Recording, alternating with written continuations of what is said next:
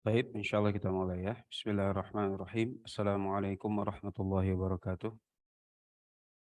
Alhamdulillahirabbil alamin wal 'aqibatu lil muttaqin wa la udwana illa 'alal zalimin. Asyhadu an la ilaha illallah wahdahu la syarika lah wa asyhadu anna Muhammadan 'abduhu wa rasuluhu amma ba'd.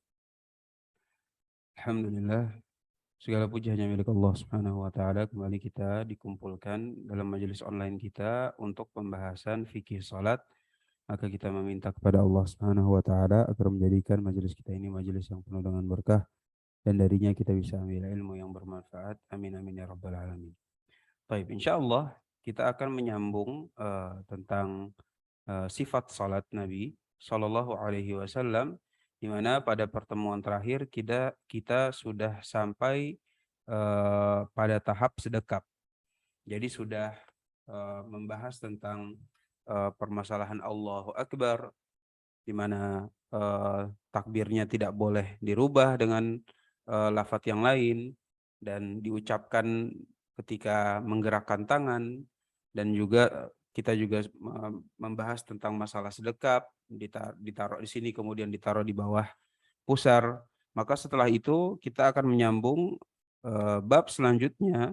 Di sini kata penulis rahimahullah taala, yaitu tentang masalah yang pertama kali diucapkan setelah takbiratul ihram, yaitu doa al-istiftah. Kata penulis rahimahullah ta'ala, "Tsumma yaqulu subhanakallahumma wa bihamdik wa tabarakasmuk wa ta'ala jadduk wa la ilaha ghairuk." Nah, ini merupakan doa istiftah yang terpilih di dalam madhab Imam Ahmad atau madhab Hanabilah. Jadi yang seperti ini banyak. Jadi ketika ada masalah, bentar ya. Ini spotlight. Oke, ini kita gedein.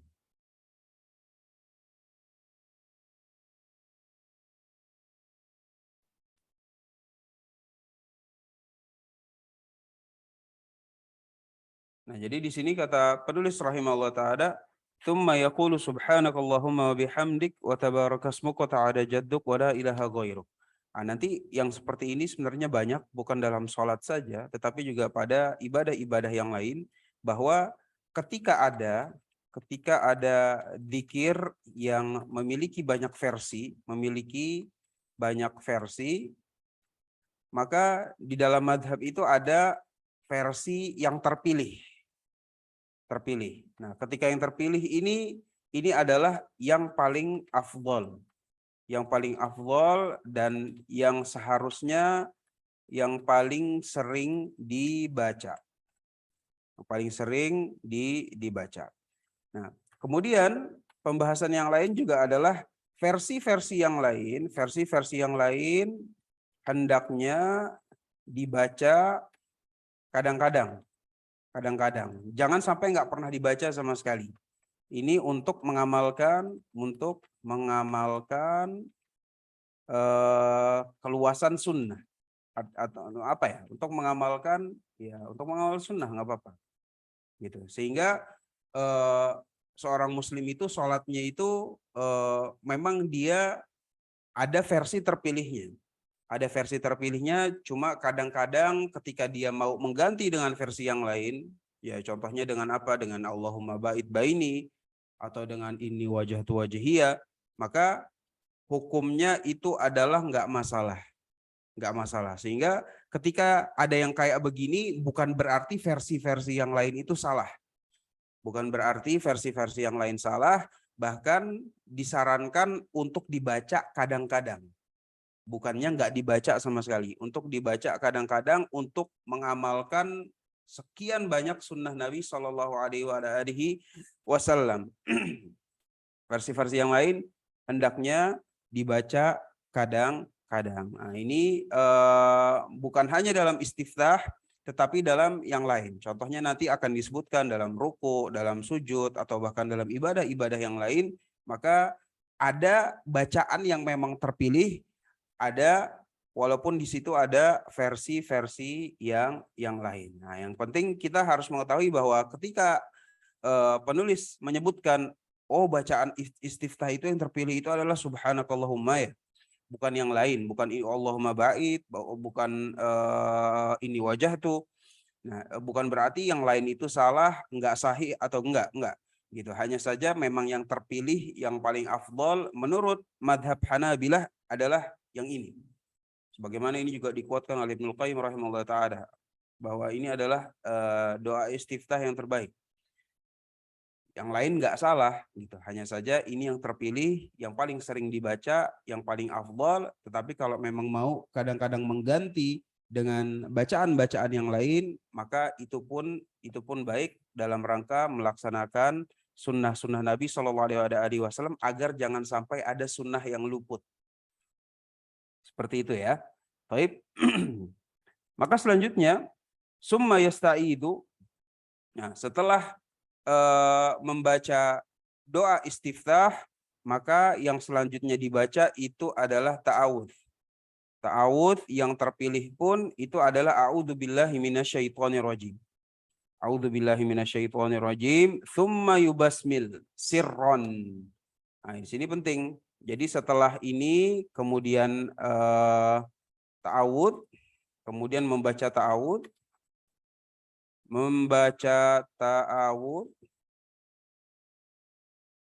ya kan, a'udzubillah ya. A'udzubillah minasyaitonirrajim. Kemudian di sini kata penulis rahimahullah taala, dia bilang kemudian membaca basmalah sirron, secara sir.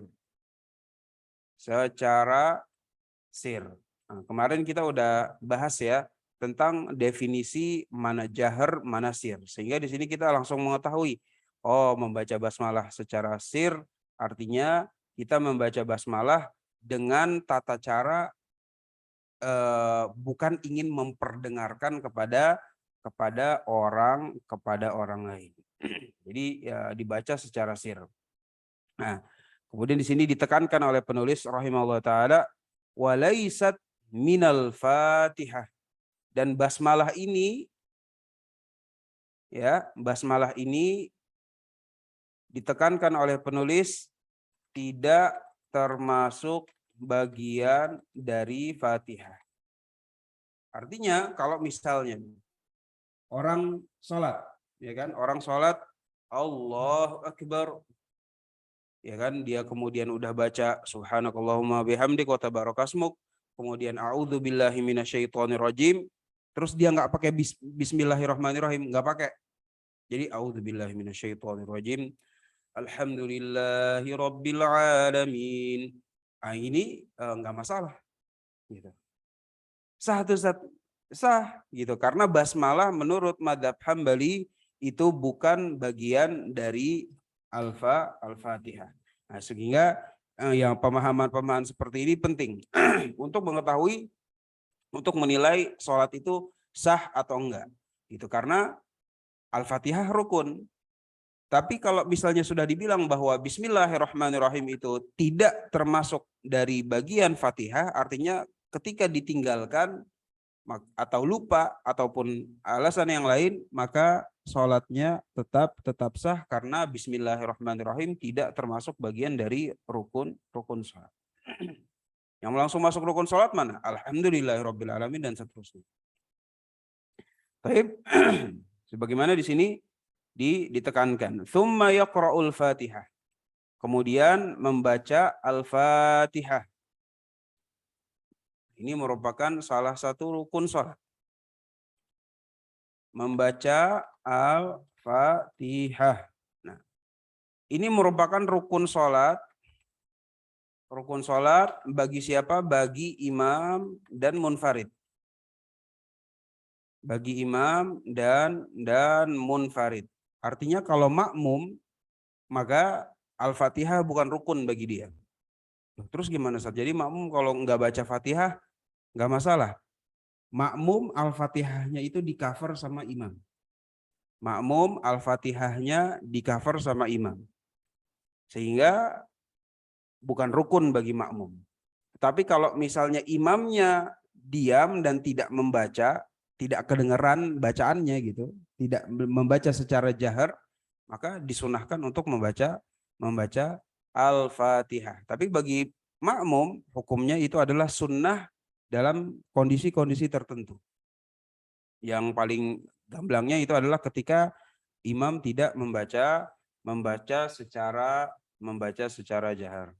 Tsumma yaqra'ul Fatihah fa in qata'aha bidzikrin aw sukutin ghairi masyru'. Jadi masyru'aini wa qal aw taraka minha tashdidah aw harfan aw tartiban lazima ghairu ma'mumin i'adatuha. Jadi di sini disebutkan tentang Al-Fatihah itu sahnya seperti apa. Maka Al-Fatihah itu sah ketika yang pertama, ya kan? Yang pertama tidak terinterupsi dengan zikir-zikir yang tidak disyariatkan. Ya kan? Tidak terinterupsi dengan zikir-zikir yang tidak disyariatkan. Tidak pula terinterupsi dengan jeda yang panjang. Kayak contoh nih, yang pertama ya. Misalnya kita lagi baca Al-Fatihah. Allah, ya kan? Allahu Akbar. Baca Al-Fatihah nih. Alhamdulillahirabbil alamin. Ar-Rahmanir Rahim. Kemudian kita baca zikir yang tidak disyariatkan, misalnya ya doa mau masuk kamar mandi atau doa setelah makan. Nah, itu zikir-zikir yang tidak disyariatkan gitu. Digabungin sama Al-Fatihah, maka Al-Fatihahnya enggak sah. Yang kedua, interupsi dengan jeda yang panjang. Allah Akbar. Alhamdulillahirabbil alamin. Diam aja dia. Diam. Oh, udah kelamaan nih kan. Ar-Rahmanir Rahim. Nah, jeda panjang yang seperti itu, maka itu juga dalam artian membatalkan Fatihah. Jeda yang tidak disyariatkan ya, berbeda dengan jeda yang memang disyariatkan. Contoh misalnya nih ya, walaupun jarang gitu, lupa gitu Fatihah. Allahu Akbar. Alhamdulillahirabbil alamin. Apa ya habis itu ya? Ya mungkin dia baru masuk Islam, yang kayak gini nggak masalah. Ataupun setelah Alhamdulillahirabbil alamin, suara serak, tenggorokan nggak enak. Dia coba benerin tenggorokannya dan segala macam. Nah, kemudian dia baru sambung lagi. Ar-Rahmanir Rahim, Maliki Yaumiddin. Nah, yang kayak begini nggak masalah. Jeda-jeda yang memang disyariatkan, walaupun panjang, ya kan, selama di situ memang ada hajat, maka tidak masalah. Tetapi kalau nggak ada hajat dan jedanya itu panjang, maka itu membatalkan Fatihah. Membatalkan Fatihah. Aw taraka minha tashdidah. Nah, ini penting. Gitu. Ini penting. Atau jadi Al-Fatihah itu sah ketika tidak ada tasydid yang tertinggal. Tidak ada tasydid yang tertinggal, dan ini terkait tentang hukum tajwid gitu. Contoh misalnya yang ada tasydidnya apa? Yang ada tasydidnya Ar-Rahman. Nah, di ro-nya itu kan ada tasydid. Dia baca ya, dan ini banyak gitu ya di masjid-masjid pinggir jalan atau masjid musola-musola warga kampung yang main asal nunjuk imam karena dia Pak RT atau karena dia tua padahal dia nggak bisa baca Fatihah. Jadi dia bacanya gini. Alhamdulillahirabbil alamin. Ar-Rahman. Nah, itu harusnya kan Ar-Rahman. Dia bacanya Ar-Rahmanirrahim. Nah, ro-nya nggak ditasydid. Ar-Rahmanirrahim. Nah, ketika ro-nya nggak ditasydid, berarti dia telah meninggalkan tasydid. Ada tasydid yang tertinggal. Kalau ada tasydid yang tertinggal, maka Al-Fatihahnya tidak sah. Maka Al-Fatihahnya tidak sah. Kenapa? Ya karena di sini salah satu syarat sah Al-Fatihah dalam sholat ini adalah nggak boleh ada tasydid yang tertinggal. Nggak boleh ada tasydid yang tertinggal. Kemudian di sini juga atau meninggal tidak ada huruf yang tertinggal. Sebagaimana di sini ditulis oleh penulis, gitu. Au harfan. Artinya Al-Fatihah itu nggak boleh ada huruf-huruf yang tertinggal. Jadi ada huruf yang nggak dibaca gitu ya. Ada huruf yang nggak dibaca. Au tartiban. Au tartiban. Atau dibaca secara berurutan. Berurutan. Nah, ini syarat sahnya. Gitu. Syarat sahnya. Artinya ketika Al-Fatihah itu ada salah satu yang tidak memenuhi syarat-syarat ini, maka Al-Fatihahnya itu tidak sah. Al-Fatihahnya tidak sah. Maksudnya tidak dibaca secara berurutan, ya kayak contoh misalnya Alhamdulillahirabbil alamin, maliki yaumiddin, iyyaka na'budu wa iyyaka nasta'in, ghairil maghdubi 'alaihim waladdallin. Enggak berurutan gitu, lompat-lompat. Nah, yang lompat-lompat seperti ini maka Al-Fatihahnya tidak sah. Nah, kalau tidak sah, maka di sini kata penulis rahimahullah taala lazima ghairu ma'mumin i'adatuha. Maka harus diulang. Jadi ini kan syarat sahnya Fatihah gitu ya. Syarat sahnya Fatihah. Kalau misalnya tidak terpenuhi, maka bagi selain makmum wajib ngulang. Harus ngulang. Ya, yang pakai bahasa fikih. Harus ngulang. Loh, kalau makmum gimana, Ustaz? Makmum ditanggung imam. Gampang aja. Gitu. Kalau makmum ditanggung imam. Tapi selain makmum, artinya kalau dia misalnya dia adalah imam atau sholat sendirian, kemudian Fatihahnya nggak sah, ya harus diulang. Harus diulang. Ya tentunya yang paling baiknya adalah kalau memang nggak fasih dalam membaca Al-Quran, jangan jadi imam. Itu yang paling enaknya. Nah, kemudian di sini ada pembahasan lanjutan, gitu. Yang penting juga, artinya ketika ada tasydid yang tertinggal saja sudah menyebabkan Al-Fatihah tidak sah, maka bagaimana lagi dengan orang yang membacanya itu, ya kan? Membaca Al-Fatihah, membaca Fatihah, hurufnya salah. Hurufnya salah sampai mengubah makna. Nah, maka ini kesalahan yang lebih parah daripada di atas gitu kan. Artinya yang ini nih lebih parah daripada yang ini. Kalau yang seperti ini saja membatalkan atau tidak membuat Al-Fatihah seseorang itu menjadi sah, maka kalau yang seperti ini tentunya bil aula gitu. Lebih parah lagi gitulah kalau kata orang zaman sekarang. Ya lebih parah.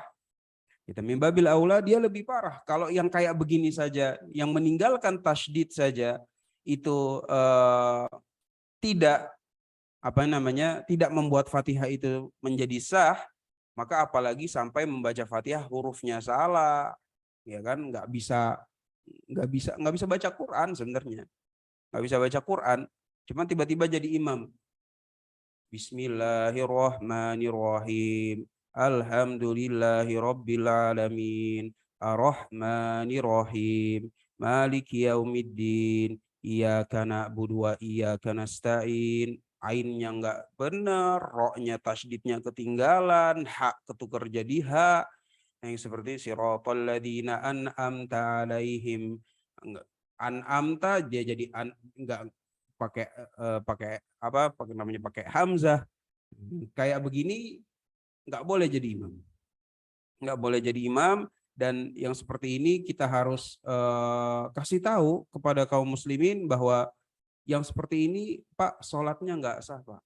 Sedangkan imam itu adalah penjamin makmum. Al-imamu dhamin.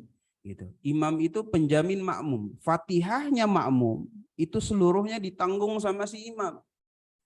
Kalau imamnya nggak sah, fatihahnya, ya kan, si makmum berarti nggak sah. Masa Ustaz? Iya. Jadi kalau makmumnya dia bermakmum dengan imam yang fatihahnya nggak sah, maka hendaknya saat itu dia langsung mengganti niatnya dari berimam kepada dia menjadi sholat munfarid. Dan kita udah bahas ini ya, ini dibolehkan pada pembahasan perubahan niat. Gitu. Jadi kalau misalnya kita lagi sholat, lagi enak-enak, pengen sholat jamaah, baru sampai masjid, tiba-tiba yang jadi imam itu bacaan fatihahnya amburadul, tuh dalam hati tuh kita gimana ya, enak gitu. Ya Allah, nggak bisa baca fatihah tapi lo maju jadi imam gimana sih?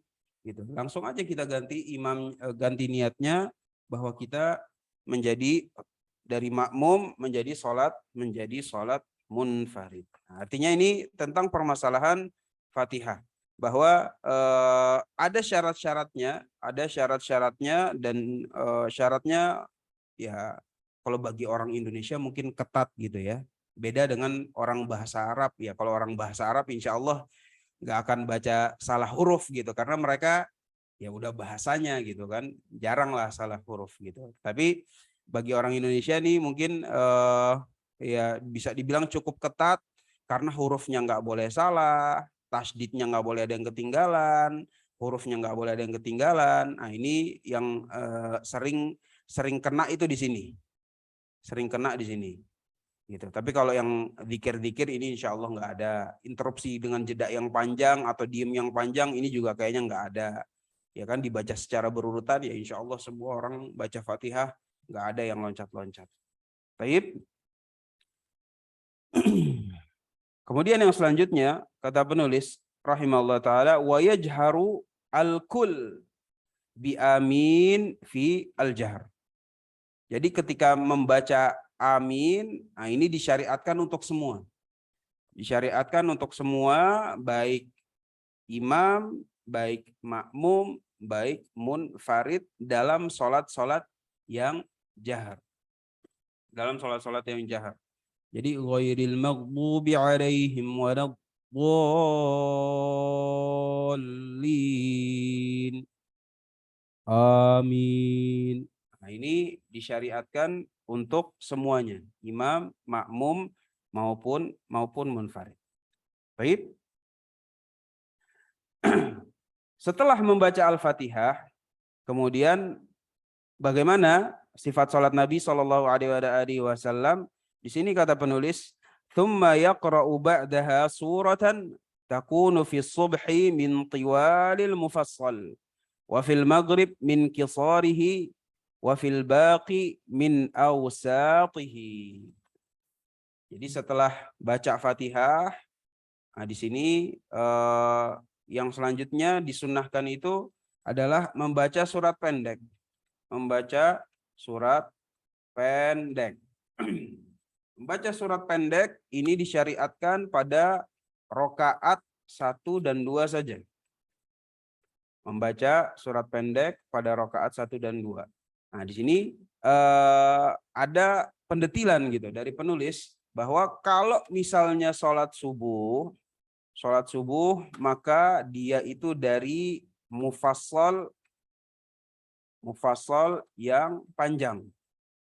Kalau misalnya dia itu sholat maghrib, mufassal yang pendek. Selain ini, ya kan, selain subuh dan maghrib, selain dua ini, ya berarti zuhur, asar, isya gitu ya, mufassal yang sedang. Mufassal yang sedang. Mufassal, apa sih mufassal? Mufassal itu ini sebutan dari surat Qaf sampai An-Nas. Ini mufassal namanya. Mufassal minal Quran itu adalah dari surat Qaf sampai surat An-Nas. Nah, mufassal yang panjang ini dari Qaf sampai Mursalat. Jadi mufassal yang panjang itu adalah dari qaf sampai mursalat. Mufassal yang pendek atau yang paling pendek ini adalah dari Alam Nashrah. Alam Nashrah sampai An-Nas. Mufassal yang sedang itu dari An-Naba, amma yatasaalun, dari An-Naba,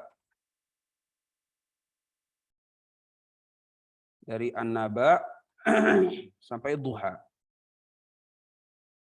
Nah, ini mufassal ini gitu. Jadi kalau subuh baca mufassal yang panjang. Baca mufassal yang panjang. Mau dari Qaf kah, mau dari Al-Qamar kah, mau pokoknya dari Qaf sampai Mursalat. Al-Qiyamah kah yang misalnya rada gampang gitu dihafal. Al-Muzammil, Al-Mudaththir dari juz 29. Pokoknya disyariatkan itu kalau subuh cari mufassal yang panjang. Pilihannya banyak. Dari Qaf sampai Mursalat. Nah, makanya kalau kita misalnya ditunjuk jadi DKM dan kita mau cari imam yang menjadi imam masjid tersebut, ya maka kita cari imam yang satu bacaannya fasih dan setidaknya punya hafalan dari Qaf sampai An-Nas. Nah, ini standar minimumnya.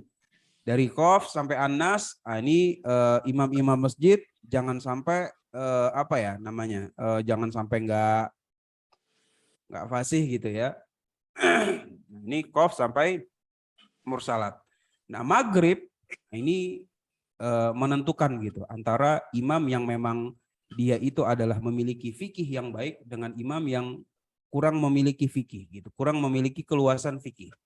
Nah, kalau imam yang kurang memiliki keluasan fikih, dia di maghrib baca panjang. Ada nggak Ustaz yang kayak gini? Banyak.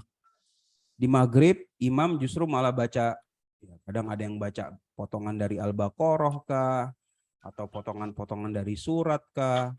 Kadang ada juga dari maghrib dia selalu baca yang mungkin tengah-tengah kah, amma yatasaalun kah, atau dia baca lam yakunil ladzi al-bayyinah.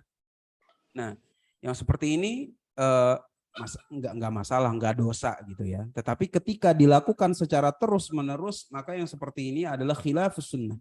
Ini menyelisihi sunnah. Kenapa? Karena Nabi SAW kalau maghrib itu memang memilih surat-surat yang pendek. Memilih surat-surat yang pendek. Memilih surat-surat yang pendek. Jadi ketika ada imam yang ditunjuk sholat maghrib, bacaannya itu aja, ya kan at-takatsur lagi sama kulhu. Ya Allah, alam taro sama tabat. Wah, ini li'ilafi Quraisy sama idzaja.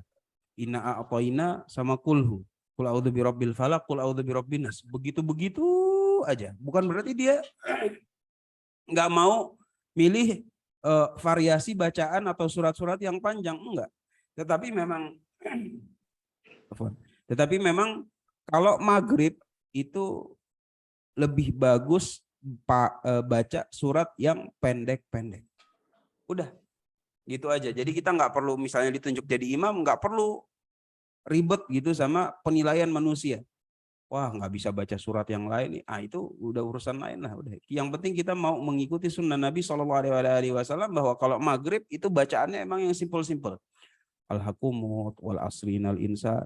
Nah, yang seperti ini merupakan petunjuk dari Nabi SAW dan yang membedakan antara imam yang pernah baca fikih gitu dengan imam yang cuma sekedar hafal surat gitu. Jadi kalau imam yang memang hafal surat dan ngerti fikih sholat, maka dia bisa memilih bacaan-bacaan yang sesuai dengan tempatnya. Nah, maghrib ini penting.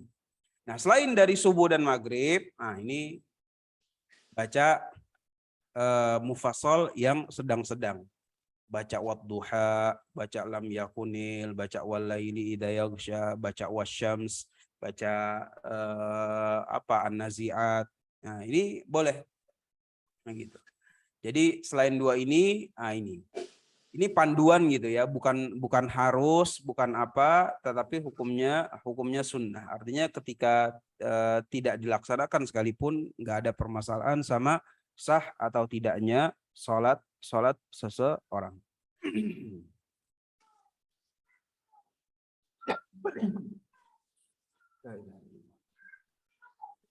Nah, kemudian di sini kata penulis rahimahullah taala itu adalah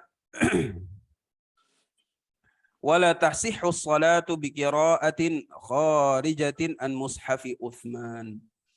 Enggak boleh baca Quran dengan selain apa yang ada di mushaf Utsman.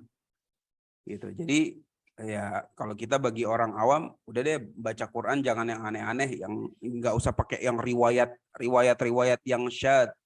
Ya tentunya ini nantilah. Bagi kita orang-orang yang awam baru belajar ilmu Islam, maka rata-rata ya ilmu Quran kita pun ya paling baru satu riwayat gitu kan, Hafiz an Asim gitu biasanya. Baru satu riwayat aja. Gitu. Tetapi ini menjadi pedoman nanti kalau misalnya memang dimudahkan oleh Allah Subhanahu wa taala kita menguasai Al-Qur'an dengan riwayat-riwayat yang ada, Hafiz bisa, ya kan, Musyatibiyah mau yang lain, Thaibatun Nasyib bisa, ya kan, setelah Hafiz dia mau baca pakai kolun bisa. Nah, tapi kalau nanti udah ada riwayat-riwayat yang syad, riwayat-riwayat yang nyeleneh, aneh-aneh, maka yang seperti ini mau dibaca di dalam sholat, sholatnya nggak sah. Sholatnya nggak sah karena harus dari yang ada dalam mushaf Utsman. Thumma yarka'u mukabbiran rafi'an yadaihi. Nah, kemudian setelah baca surat pendek, barulah kita ruku. Barulah kita ruku. Nah, di sini walaupun tidak disebutkan, tapi di dalam madhab Hanabilah bahwa itu disebutkan imam itu memiliki diam dalam sholat itu pada 3 tempat. Memiliki diam dalam sholat itu pada 3 tempat. Yang pertama, dalam artian diam ini adalah tidak terdengar suara ya. Tidak terdengar suara. Yang pertama itu adalah sebelum Fatihah. Jadi misalnya kita ditunjuk jadi imam. Kita ditunjuk jadi imam, Allahu Akbar. Diam dulu kan. Makmum taunya kita nggak ada suara. Nah, ini diam yang pertama. Diam yang pertama, jeda yang pertama. Jeda yang kedua itu adalah setelah baca Al-Fatihah. Jadi ghairil maghdubi 'alaihim waladdallin. Amin. Diam dulu sebentar. Diam dulu sebentar. Nah, kemudian jeda yang ketiga. Jadi setelah diam dulu sebentar baru kita baca surat pendek. Diam dulu. Alhaakumut takatsuru hatta, dan seterusnya. Itu diam yang kedua setelah Fatihah. Diam yang ketiga adalah setelah baca surat pendek ketika mau ruku. Allahu Akbar. Udah baca Fatihah, udah baca surat pendek kan. Qul huwallahu ahadunillahus samad lam yalid wa lam yulad wa lam yakul lahu kufuwan ahad. Diam, baru kita ruku. Allahu Akbar. Jadi jangan langsung disambung.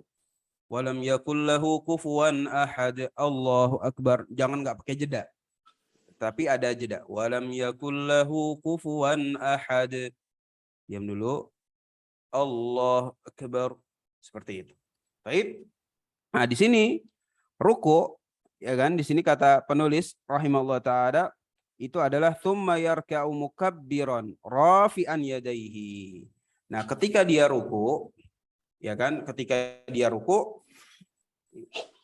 ruku adalah mengangkat tangan, dan sifat mengangkat tangannya itu sama ketika takbiratul ihram.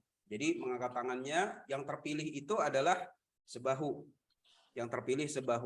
artinya yang terpilih ya kalau misalnya mau sekuping boleh. Hanya saja di dalam madhab yang terpilih itu adalah sebahu.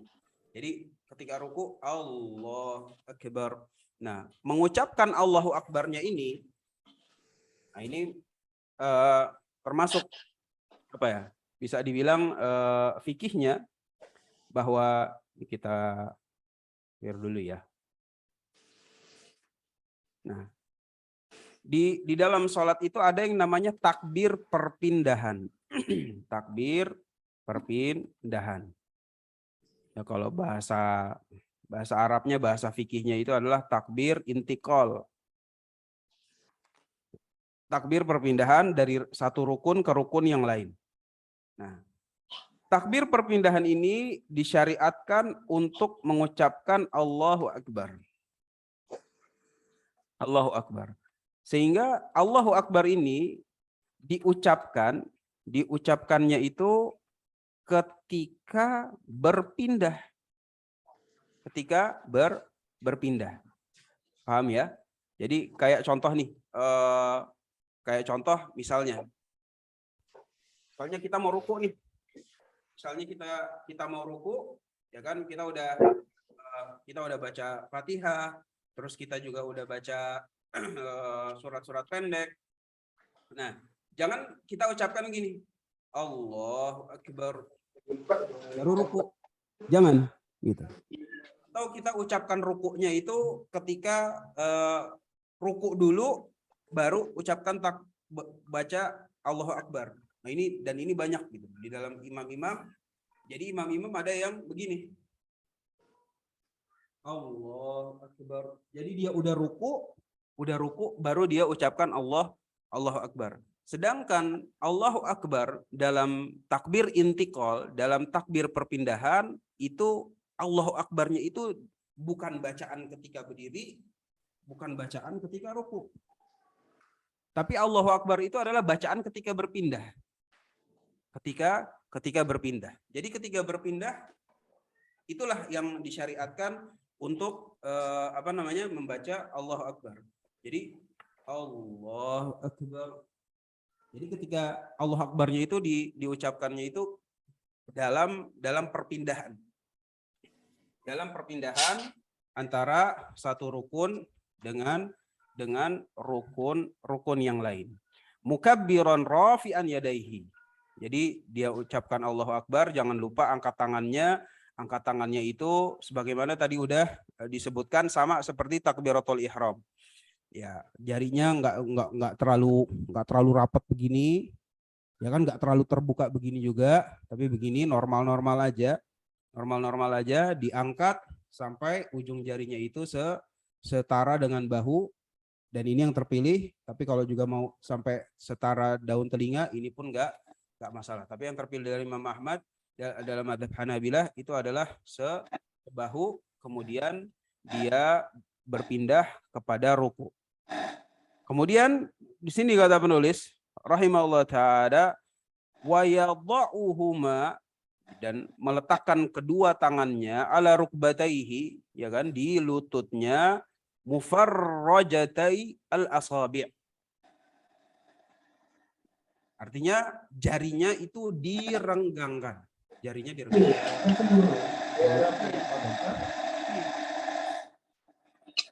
Anda coba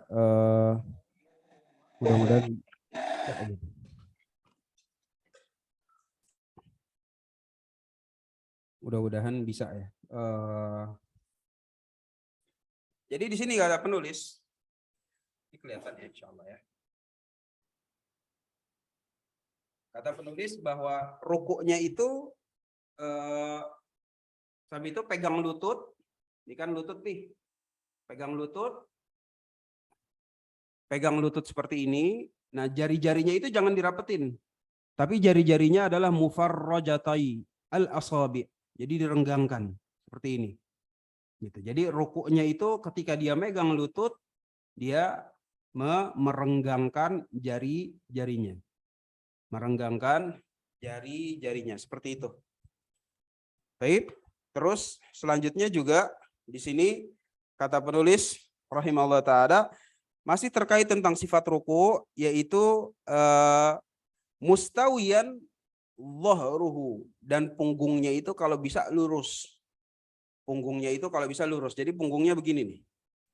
Punggungnya begini, tahan jari dengan tahan lutut dengan jari-jari yang seperti ini. Nah, ini sifat rukuk Nabi Shallallahu alaihi wasallam. Jadi ucapkan Allahu Akbar ketika berpindahan. Terus punggungnya juga rukuk, punggungnya itu juga rata gitu ya.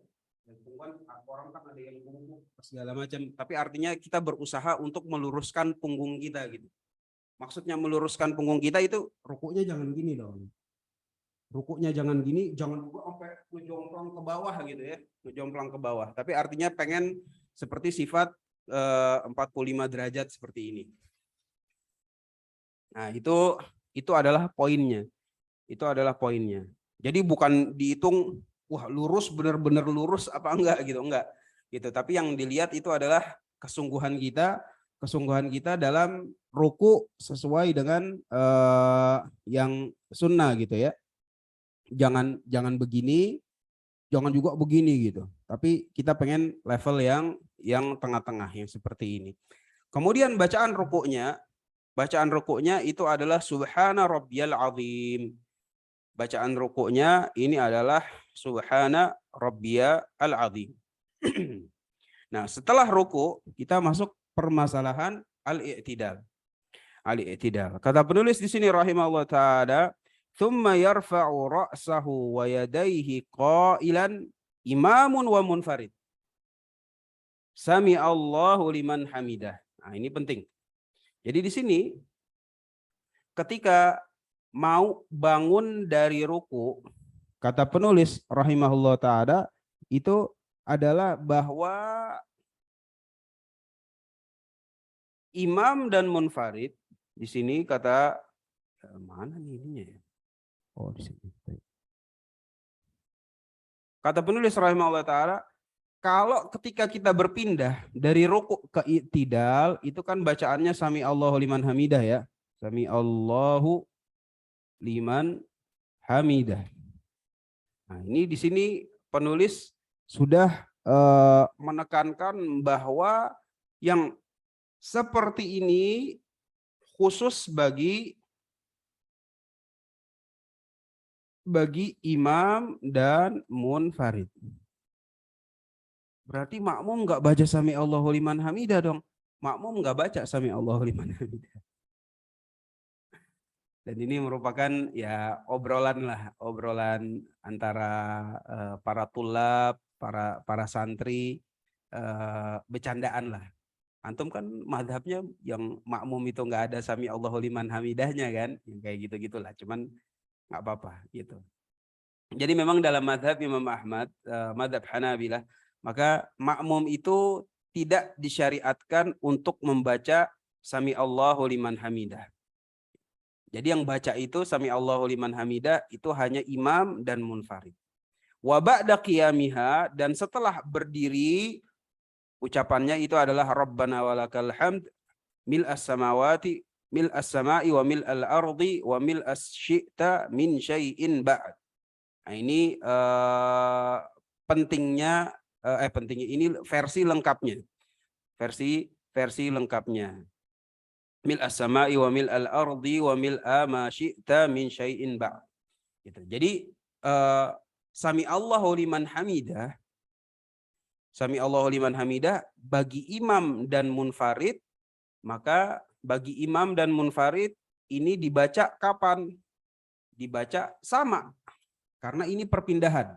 Dibaca ketika berpindah. Ketika berpindah. Jadi kalau contohnya, ya kan kita udah ruku, kemudian bangun ya, sami Allahu liman hamidahnya itu dibaca ketika bangun. Sami Allahu liman hamidah. Itu jadi dibacanya ketika bangun. Wa ba'da qiyamiha, dan udah berdiri, barulah dibaca itu Rabbana walakal hamd. Rabbana walakal hamd. Bil as-sama'i wa mil al-ardi wa mil ma syi'ta min syai'in ba'd. Nah, ini setelah berdiri. Jadi jangan belum berdiri udah baca Rabbana walakal hamd buat imam dan munfarid ya. Jadi sami Allahu liman hamidahnya itu dibaca ketika ketika berpindah. Kalau makmum gimana? Nah, di sini kata penulis rahimahullah taala, wa ma'mumun fi raf'ihi. Wa ma'mumun fi raf'ihi rabbana walakal hamd faqat. Nah, ini kekhususan gitu ya, kekhususan madzhab Hambali, bahwa makmum itu ketika imam sami Allahu liman hamidah, makmum cuma membaca rabbana walakal hamd dan bacanya itu ketika berpindah. Jadi kembali kita share lagi tadi whiteboardnya. Nah, jadi kalau bagi makmum, kan makmum nih ya.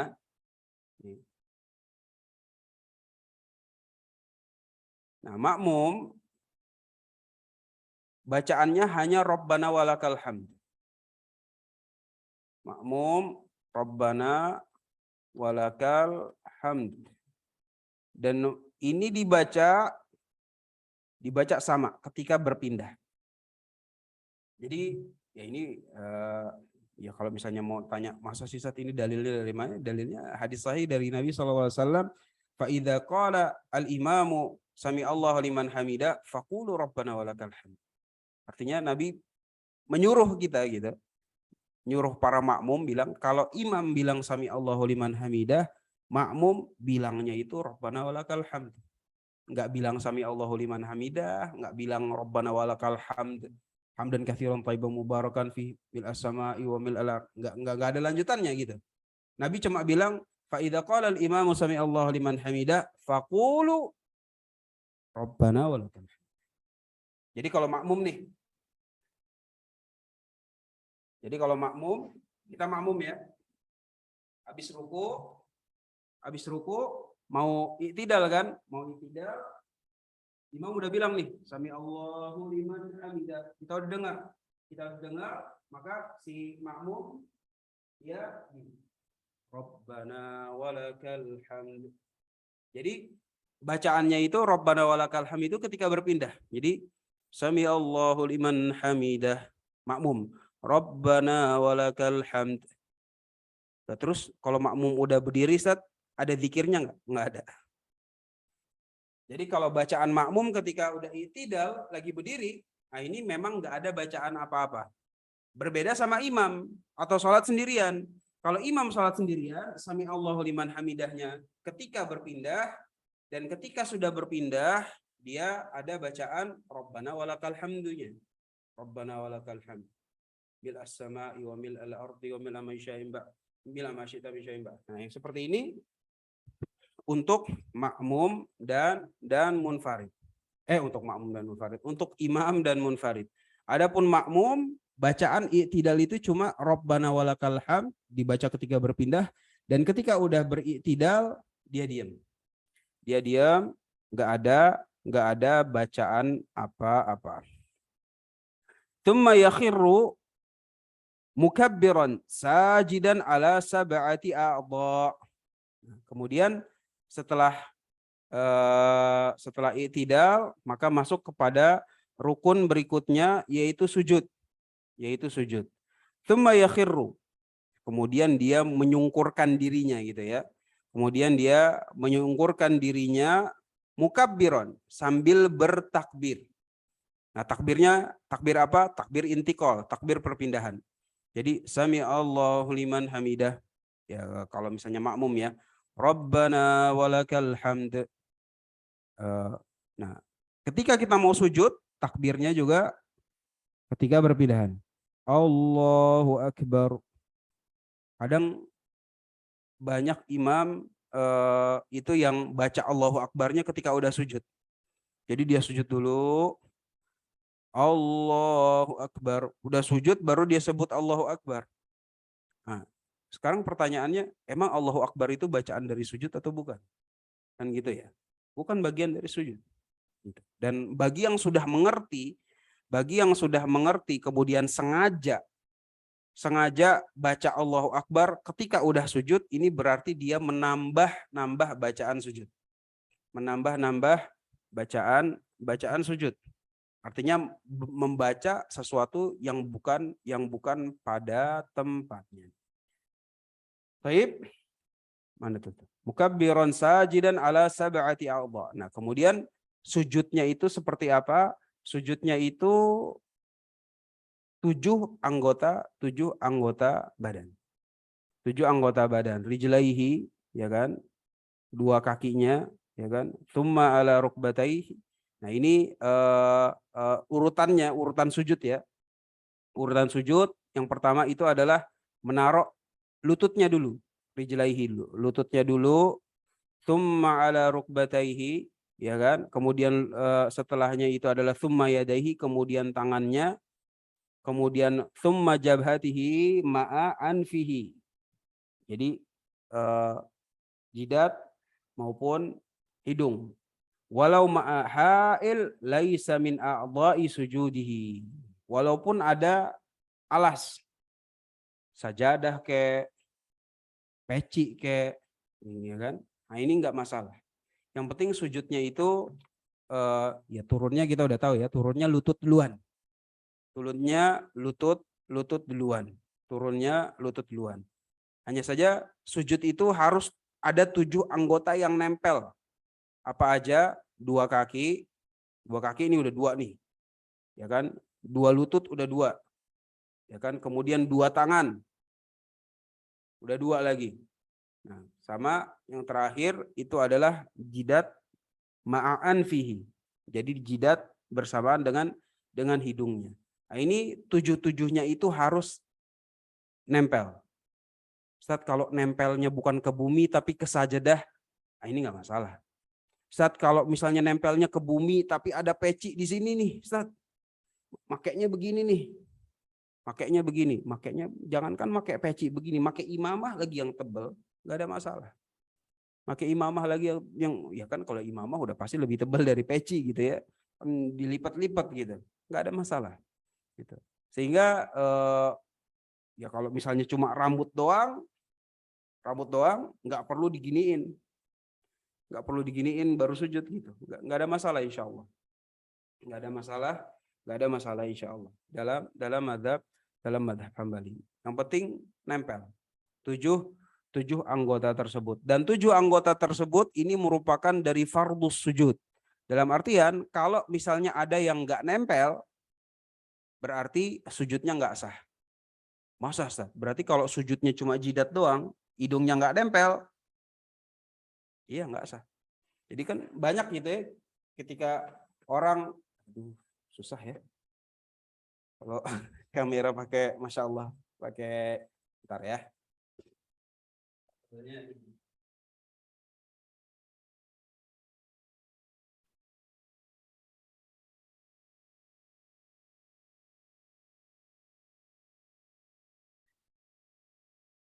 Nah, kalau misalnya orang sujudnya gini nih. Kelihatan nih. Hidungnya nggak nempel. Kan kita sering ya lihat yang kayak begini. Nah, ini berarti dalam mazhab Hambali sujudnya nggak sah. Kenapa? Karena yang harus nempel itu kan jidat bersamaan dengan hidung. Jadi kalau cuma begini doang, ya kan? Enggak. Tetapi dia harus tempelin hidungnya. Ini gini. Nah, hidungnya juga nempel nih. Hidungnya nempel ke tempat sujud. Ke tempat sujud. Jadi 7-7-nya harus nempel. 7-7-nya harus nempel insyaallah. Taib. La ilaha illallah. Tsumma jabhatihi ma'an fi walau ma'a ha'ilin laisa min a'dha'i sujudihi. Yang penting kalau alasnya apa aja, mau sajadah kayak, mau karpet kayak, mau peci kayak, nah ini nggak ada masalah selama alasnya itu adalah bukan anggota sujud. Ya ini ya kalau orang sholatnya nyeleneh gitu ya, taruh tangannya di sini, ya kan, kemudian sujud dia begini, nah ini nggak sah sholatnya, nggak sah sujudnya gitu. Tapi yang kayak gini keluar dari keumuman lah, jarang. Taib. Wa yujafi adudaihi an jambaihi. Kemudian direnggangkan ininya nih, sikutnya. direnggangkan sikutnya. Ya udah. Anda coba ya, Anda coba.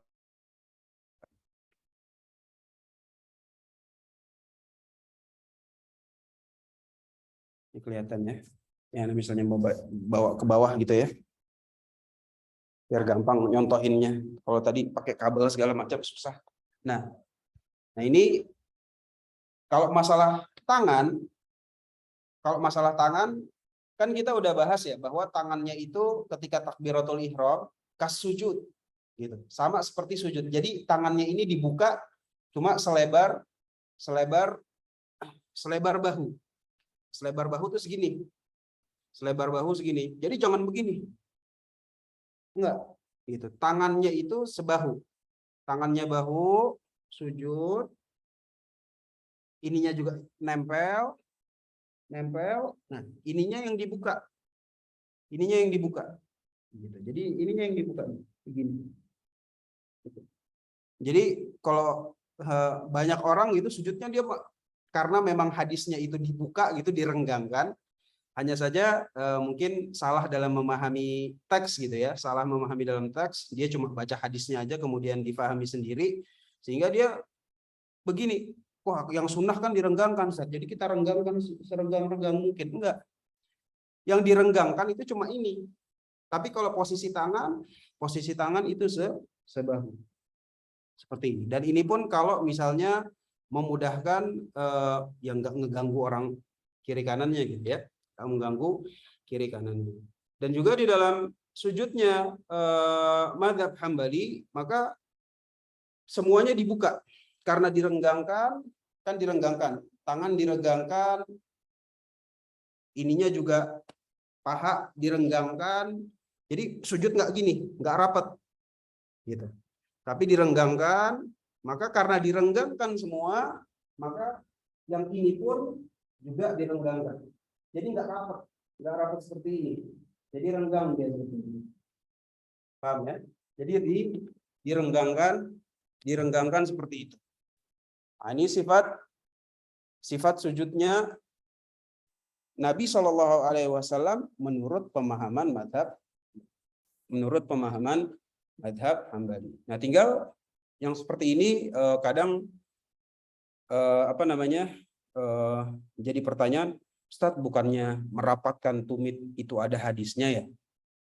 Kalau misalnya merapatkan tumit ada hadisnya, kenapa yang dalam madhab Hambali itu justru merenggangkan tumit? Maka ya kembali ke pembahasan pertama ketika kita bahas sifat sholat Nabi, bahwa yang seperti ini merupakan perbedaan dalam menilai kevalidan hadis. Valid apa enggak dipakai, pemahamannya seperti apa. Maka kenapa direnggangkan? Karena para ulama Hanabilah menganggap bahwa merapatkan tumit hadisnya tidak valid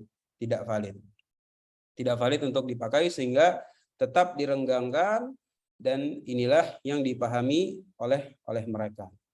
Seperti itu ya. Jadi jangan dibilang nggak mau mengamalkan hadis, nggak mungkin gitu. Para ulama nggak mau mengamalkan hadis sahih.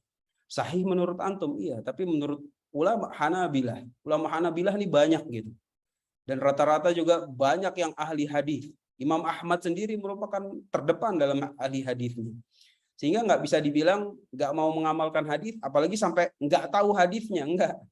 Gitu. Mereka tahu dan mereka justru menilai bahwa merapatkan tumit itu adalah hadis yang tidak valid. Ya tinggal nah, kalau kita sebagai orang awam, gue percayalah penilaiannya ulama Hanabilah, percayalah. Lebih percaya mereka dibandingkan percaya ulama yang baru datang belakangan. Seperti itu. Ya, ini bagi orang awam gitu ya. Ya beda nanti misalnya kalau misalnya antum semua udah memahami hadis, udah bisa menilai sanad sendiri. Bahkan ketika antum sudah menilai sanad sendiri, antum membandingkan penilaian sanad antum dengan penilaian sanadnya ulama Hanabilah, itu terserah antum gitu. Tapi bagi kita orang awam, udah deh, ana ikut penilaiannya ulama Hanabilah aja. Mereka bilang nggak valid, ya udah, bilang nggak valid. Seperti itu. Jadi jangan ngaco-ngaco gitu, bilang ada hadisnya nggak mau diamalkan, apalagi sampai bilang ulama nggak tahu hadisnya. Nah, yang seperti ini merupakan bentuk suudzon kepada para ulama. Nah, itu tentang sujud. Jadi sujud sami Allah liman hamidah, ya kan? Kemudian kita baca Rabbana walakal hamd bagi imam dan munfarid, Allahu akbar, turunnya lutut duluan, tangan, kepala. Jangan lupa tempelin ininya. Ya kan? Tangan buka cuma sampai di sini. Yang telapak tangan cuma sebahu. Sikut renggangkan. Tumit lebarkan. Gitu. Karena ya paha berpisah. Paha pisah, tumit pisah. Seperti itu. Nah, itu tentang kaifiyah sujudnya. Ya, sebagaimana di sini ditulis oleh penulis rahimahullah taala, wa yufarriqu rukbataihi, dan lututnya direnggangkan ya secara, kebetulan aja nggak disinggung di sini, tapi dalam kitab-kitab tebal yang lain itu disinggung ya. Kalau lutut direnggangkan, maka tumit juga direnggangkan. Wa yaqulu subhana rabbiyal a'la, dan bacaan sujudnya itu adalah yang terpilih subhana rabbiya al-a'la. Baik, insyaallah kita cukupkan. Wallahu a'lam bishawab. Ini udah sampai sujud. Di pertemuan berikutnya masih ada duduk di antara dua sujud. Kemudian nanti bangun ke rakaat berikutnya kayak bagaimana, tahiyat awal, bangun dari tahiyat awal, angkat tangan apa enggak. Itu insyaallah kita akan bahas pada pertemuan berikutnya. Semoga Allah Subhanahu wa taala mudahkan. Wallahu a'lam bishawab. Apabila ada yang ingin tanyakan, silakan tafadhol, bisa di chat terlebih dahulu. Kita baca ya.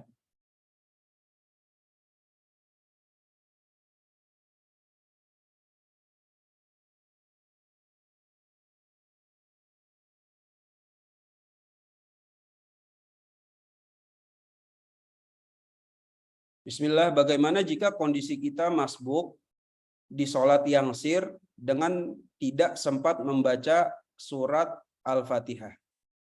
Apakah sudah tercover imam? Nah, tercover imam. Tercover imam. Makanya kalau misalnya makmum masbuk dapat ruku, ya kan, terhitung 1 rakaat. Walaupun nggak baca Fatihah, gitu kan? Gimana terhitung 1 rakaat orang dia nggak baca Fatihah kok?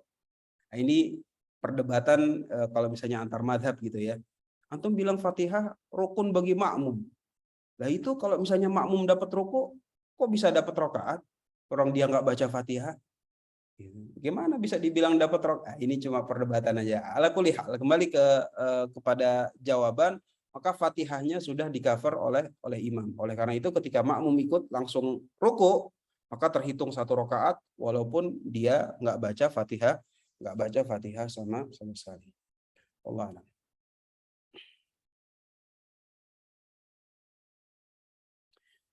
Bismillah dalam madhab Hanabila, Bismillahirrahmanirrahim, basmalah bukan bagian dari Al-Fatihah. Sedangkan dalam riwayat Hafiz yang biasa termasuk dari bagian Fatihah.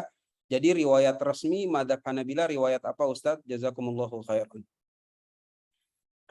Jadi kalau Imam Ahmad itu bacanya bukan riwayat Hafiz. Gitu. Ala kulli hal, ini masuk dalam ilmu Quran dan ya jelas gitu ya, Imam Ahmad itu nggak baca riwayat Hafiz. Riwayatnya yang dia dibaca itu lupaan. Coba ntar dilihat lagi. Hanya saja jadinya Al-Fatihah 7 ayat itu Alhamdulillahirabbil alamin ayat 1. Ar-Rahmanir-Rahim 2. Maliki yaumiddin. Iyyaka na'budu wa iyyaka nasta'in. Ihdinas siratal mustaqim. Siratal ladzina an'amta 'alaihim. Ini 6. Ghairil maghdubi 'alaihim waladdallin. Nah, ini 7. Jadi tetap 7 ayat, cuma yang dari siratal ladzina an'amta 'alaihim ghairil maghdubi 'alaihim waladdallin itu dibagi menjadi 2.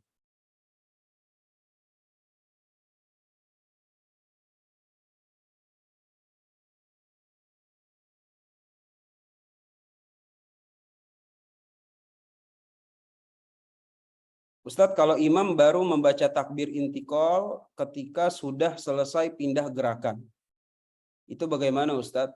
Posisinya kita nggak tahu dia madzhab Hambali atau tarjih. Ya kalau imamnya baca seperti itu ya asumsi kita adalah bahwa imamnya memegang pendapat yang lain atau mungkin nggak tahu dan nggak ada masalah dengan sholat kita insya Allah. Ustadz, apakah ruku antara perempuan dan laki-laki berbeda? Untuk masalah ruku, insya Allah sama. Sebagaimana nanti disebutkan, perbedaan perempuan itu dengan laki-laki itu adalah ketika sujud dan ketika duduk ketika sholat. Baik duduk di antara dua sujud, tahiyat awal maupun tahiyat akhir. Cuma di situ saja. Sebagaimana nanti akan kita bahas insya Allah. Assalamualaikum, Waalaikumsalam warahmatullahi wabarakatuh. Apakah mengangkat tangan ketika takbir itu wajib? Enggak. Hukumnya sunnah. Hukumnya sunnah. Bagaimana nanti setelah bahas sifat sholat Nabi, kita akan kembali lagi murajaah dari semua sifat sholat Nabi yang disebutkan, mana yang rukun, mana yang wajib, mana yang sunnah. Maka ini semua akan dibahas satu persatu. Semoga Allah Subhanahu wa taala mudahkan. Baik, insya Allah jika masih ada pertanyaan terkait tentang sifat sholat atau yang fikih sholat yang berkaitan dengan pelajaran kita, bisa langsung diajukan lewat WhatsApp. Maka apa yang dimudahkan oleh Allah Subhanahu wa taala akan coba jawab. Hada wallahu a'lam bishawab. Wassallallahu ala nabiyyina Muhammadin wa ala alihi washabihi wasallam wa akhiru da'wana alhamdulillahirabbil alamin. Wassalamualaikum warahmatullahi wabarakatuh.